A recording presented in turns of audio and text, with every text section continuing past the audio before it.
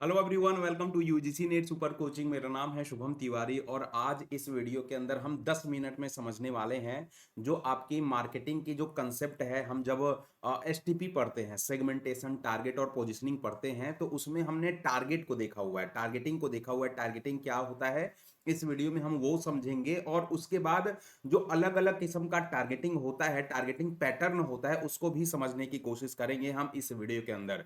पिछली जो वीडियो थी हमारी वो पोजीशनिंग एरर पर लेके थी। काफी लोगों ने उस वीडियो की सराहना की थी, तो उसी के रिक्वेस्ट पे आज हमारा ये सेकंड वीडियो है और उसमें हम बेसिकली बात करने वाले हैं आपके 5 pattern of target market selection की। आपको पता है 5 हमारा पैटर्न होता है अगर टारगेट की बात करी जाए तो। ठीक है, single segment concentration, selective specialisation, product specialisation, market specialisation और फुल मार्केट कवरेज की बात करेंगे हम रियल एग्जांपल के साथ। ठीक है, चलिए तो शुरुआत करते हैं। देखो, शुरुआत करने से पहले हमें ये पता होना चाहिए कि हम जब एसटीपी की बात करते हैं, ठीक है, वैसे भी मार्केटिंग की जो जो भी एक्टिविटी आप परफॉर्म करते हो ना, तो सबसे पहला जो उसमें एक्टिविटी होता है वो एसटीपी का ही होता है। सबसे पहले आप मार्केट को सेगमेंट करते हो, उसके बाद टारगेट करते हो। तो टारगेट क्या होता है?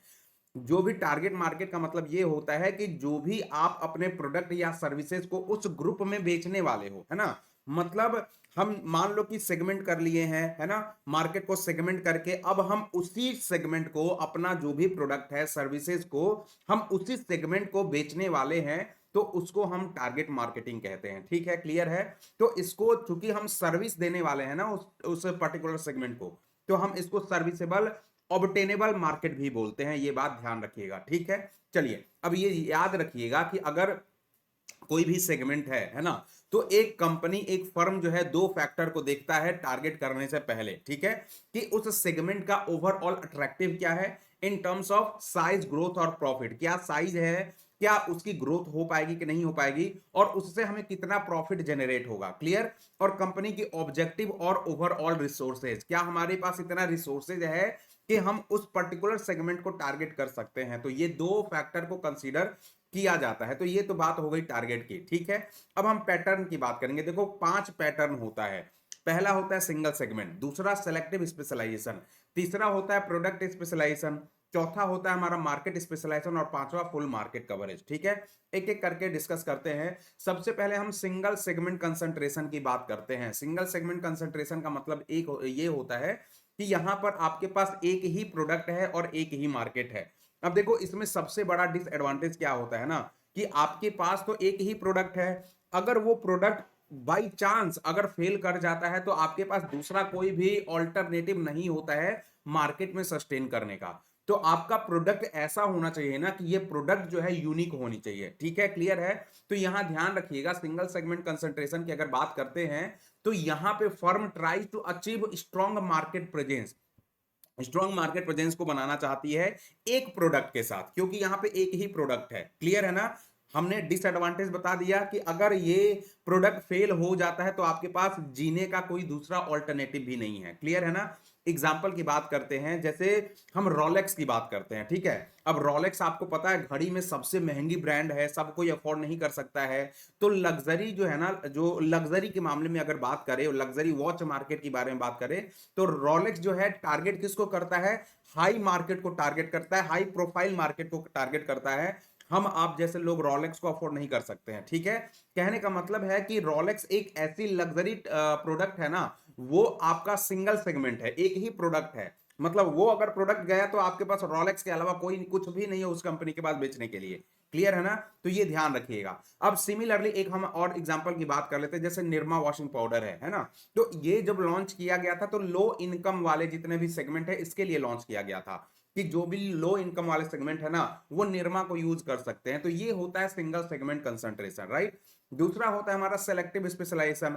अब देखो, जब हम सेलेक्टिव स्पेशलाइजेशन की बात करते हैं ना, तो अलग अलग मार्केट होता है, अलग अलग प्रोडक्ट होते हैं। जब हमने सिंगल सेगमेंट की बात करी थी तो सिंगल सेगमेंट में ध्यान रखिएगा आपके पास प्रोडक्ट भी एक है और मार्केट भी एक है। जब हम सेलेक्टिव स्पेशलाइजेशन की बात करते हैं तो अलग अलग प्रोडक्ट होता है, अलग अलग मार्केट होता है। इसका सबसे ज्यादा फायदा पता है क्या होता है कि आपकी अगर एक प्रोडक्ट गई ना, मान लो एक प्रोडक्ट फेल हो गई, तो दूसरे प्रोडक्ट हैं आपको संभालने के लिए, आपके कंपनी को संभालने के लिए, ठीक है।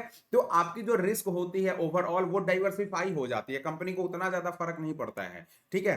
तो यहां पे हम किसकी बात करते हैं, अलग अलग प्रोडक्ट की, अलग अलग मार्केट की। एग्जाम्पल की बात कर लेते हैं, जैसे टाटा की गाड़ियां हो गई। टाटा लो इनकम में आपको टाटा नैनो निकाल दिया था, मिडिल इनकम में टाटा के पास क्या है, पंच है, नेक्सॉन है, हैरियर है, ठीक है। और टाटा की जो हाई रेंज की गाड़ियां डिफेंडर हैं।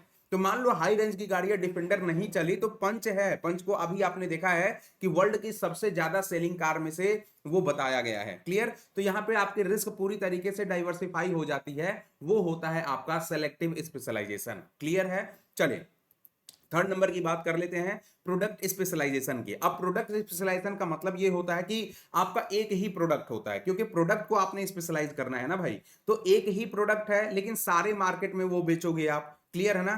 फॉर एग्जांपल जैसे कोई भी मान लो कि लेनोवो हो गया, लैपटॉप मैन्युफैक्चरिंग कंपनी लेनोवो हो गया या डेल हो गया, तो वो अपना प्रोडक्ट जो है ना सारे मार्केट को बेच रहा है। सारे मार्केट मतलब स्कूल को भी बेच रहा है, कॉलेज को भी बेच रहा है, गवर्नमेंट के इंस्टीट्यूट में बेच रहा है ना, एजुकेशनल इंस्टीट्यूट में बेच रहा है, सॉफ्टवेयर कंपनीज में बेच रहा है, जितने भी सारे अलग अलग बैंक में बेच रहा है, क्लियर।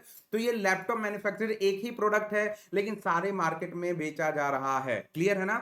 ये प्रोडक्ट स्पेशलाइजेशन की खास बात होती है। इसकी मेन डिसएडवांटेज भी ध्यान रखिएगा कि अगर कोई भी नई टेक्नोलॉजी होती है ना तो पुराने टेक्नोलॉजी को पूरी तरीके से रिप्लेस कर दिया जाता है, ठीक है। जैसे मान लीजिए कि लैपटॉप से पहले टाइपराइटर वगैरह आता था, जैसे मोबाइल से पहले बेसिक फोन आते थे, तो मोबाइल आया तो बेसिक फोन गायब हो गया, क्लियर। तो प्रोडक्ट स्पेशलाइजेशन की जो मेन डिसएडवांटेज होती है वो यही होती है, ठीक है, क्लियर है। उसके बाद चौथे नंबर की बात करेंगे, मार्केट सेगमेंटेशन। मार्केट सेगमेंटेशन का मतलब होता है कि all product for one market. यहां पे हम मार्केट के स्पेशलाइज करने की बात कर रहे हैं, क्लियर है। अब देखो यहां पे पिछले वाले में हमारे पास अलग अलग प्रोडक्ट था, है ना, सॉरी, यहां देखिए पिछले वाले में प्रोडक्ट स्पेशलाइजेशन में हमारे पास एक प्रोडक्ट था, अलग अलग मार्केट थे, लेकिन यहां पे हमारे पास एक मार्केट है और अलग अलग प्रोडक्ट है। फॉर एग्जांपल जब हम हॉस्पिटल में जाते हैं, है ना, तो हॉस्पिटल मतलब हम हेल्थ केयर इंडस्ट्रीज की बात कर रहे हैं, हॉस्पिटल की बात कर रहे हैं, तो हॉस्पिटल पूरा का पूरा हम हॉस्पिटल्स की बात कर, ऑल हॉस्पिटल यूनिट की बात कर रहे हैं, राइट। तो पूरा का पूरा हॉस्पिटल हमारे लिए एक मार्केट हो गया। लेकिन अगर आपको ब्लड जांच करना है तो उसके लिए अलग मशीन है, ब्रेन में कुछ जांच करना है उसके बाद अलग मशीन है, पेट की कुछ जांच करनी है उसके पास अलग मशीन है।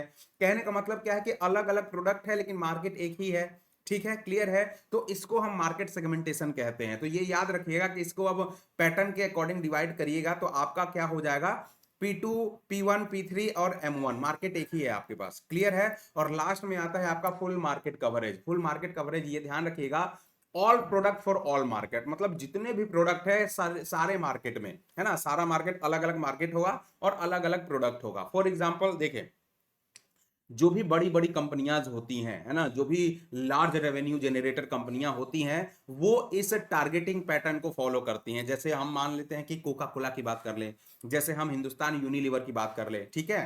तो वो जितने भी उसके प्रोडक्ट है ना, हिंदुस्तान यूनिलीवर आपको क्या है, क्या करता है, चाय पत्ती भी बेचता है, साबुन भी बेचता है, शैम्पू भी बेचता है, ठीक है। उसके बाद ये डिटर्जेंट भी बेचता है। तो अलग अलग प्रोडक्ट हो गए, अलग अलग मार्केट में बेचता है, समझ में आई बात। तो ये ध्यान रखिएगा, इसको हम बोलते हैं फुल मार्केट कवरेज, ठीक है, क्लियर है। अब ये ध्यान रखिएगा, जब फुल मार्केट कवरेज बड़ी बड़ी कंपनियां करती है ना, तो दो तरीके से किया जाता है। पहला होता है आपका अनडिफरेंशिएटेड मार्केटिंग और दूसरा होता है डिफरेंशिएटेड मार्केटिंग। डिफरेंशिएटेड मार्केटिंग जो होता है वो क्वालिटी को लेके किया जाता है, क्वालिटी प्रोडक्ट को लेके किया जाता है, महंगे प्रोडक्ट को लेके किया जाता है, ठीक है। अनडिफरेंशिएटेड मार्केटिंग क्या होता है कि हम एक ही ऑफर सारे सेगमेंट को दे रहे हैं, जितने भी पीपल हैं हम एक ही ऑफर उनको चिपका रहे हैं। लेकिन डिफरेंशिएटेड मार्केटिंग क्या होता है, वो क्वालिटी प्रोडक्ट होता है, स्टेटस प्रोडक्ट होता है, महंगे प्रोडक्ट होते हैं, तो उनके लिए हम खास सेगमेंट को चुनते हैं, खास लोगों को चुनते हैं, ठीक है, क्लियर है। तो ये फुल मार्केट कवरेज होता है। बाकी ये रही टारगेट पैटर्न के 5 पैटर्न है, टारगेट मार्केट के 5 पैटर्न। बाकी और भी आपके पास बताइएगा कैसी लगी वीडियो, और कोई भी टॉपिक में कंफ्यूजन है आपको कमेंट बॉक्स में जरूर कर दीजिएगा, लाइक कर दीजिएगा वीडियो को, सब्सक्राइब कर दीजिएगा चैनल को, शेयर कर दीजिएगा, और कमेंट में जरूर बताइएगा कि वीडियो कैसा लगा और अगली टॉपिक आपको क्या चाहिए, क्लियर। तो हम आपके लिए 10 मिनट के कंसेप्ट में आपको सारी टॉपिक जो है समझा देंगे। Thank you very much.